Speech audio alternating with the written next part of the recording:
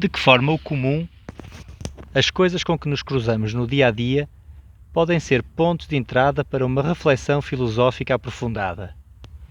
De que forma um objeto, um pormenor da paisagem urbana, um erro de construção, um improviso técnico, o desgaste de um material ou um gesto estético de um artífice nos podem levar a refletir sobre as camadas escondidas da realidade que nos rodeia? De que forma essas coisas nos podem fazer pensar sobre quem somos, sobre o que é este local onde vivemos e sobre o que estamos aqui a fazer? Qual o nosso lugar na grande arquitetura das coisas? Se há mesmo um plano?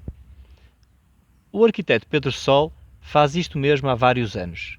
O Pedro vive em Lisboa e trabalha na Moita e faz questão de ir e vir para o trabalho de transportes públicos, autocarro e cacilheiro, exatamente para ter tempo e disponibilidade para ler, observar, pensar e, dessa forma, aceder a essa realidade filosófica escondida por baixo da realidade cotidiana que todos pisamos.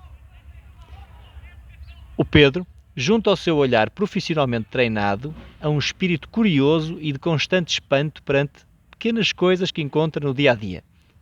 Pode ser uma pedra deslocada na calçada, um pequeno detalhe arquitetónico num friso de uma janela, uma gaiola pombalina requalificada, um remendo, qualquer coisa. Nas suas viagens para o trabalho e para casa, o Pedro cultiva o mesmo olhar espantado próprio do filósofo socrático nas ruas de Atenas. Enquanto Sócrates descobria ideias novas e surpreendentes nas opiniões comuns das pessoas com quem se cruzava, o Pedro descobre realidades escondidas nos locais por onde passa.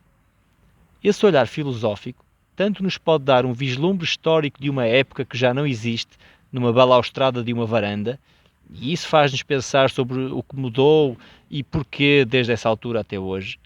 Pode fazer-nos pensar sobre se estamos a ir na direção certa, se estamos a evoluir para melhor, ou então uma qualquer incongruência num trabalho realizado numa parede pode abrir-nos as portas a uma forma diferente que alguém tem de compreender o mundo.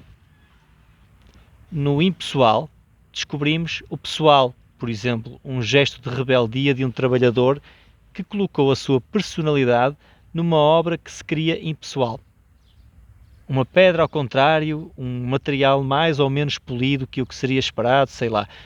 Isso pode levar-nos a pensar sobre as pessoas, sobre o trabalho, sobre as relações entre as pessoas e o trabalho, sobre a despersonalização do trabalhador e a resistência heroica da subjetividade e da beleza num mundo que se quer cada vez mais objetivo e pragmático.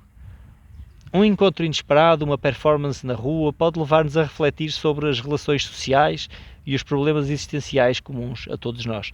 Os exemplos são muitos e as possibilidades são infinitas. Nesse sentido, o filósofo do cotidiano pratica uma espécie de filosofia do deslize entre o que existe e o que não existe, entre o atual, que vemos à nossa frente, e o potencial, que para existir tem de ser descoberto ou inventado por um sujeito espantado.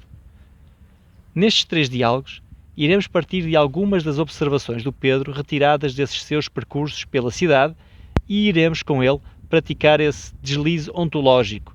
Com ele iremos treinar o nosso olho filosófico para o invisível, para aquilo que para existir tem de ser descoberto ou inventado. Por outras palavras, iremos fazer filosofia das coisas. O ciclo de diálogos Filosofia das Coisas realiza-se na Academia do Diálogo, por Zoom, nos dias 6, 8 e 10 de dezembro, das 9 às 10h30 da noite. Inscreva-se para participar. Até lá.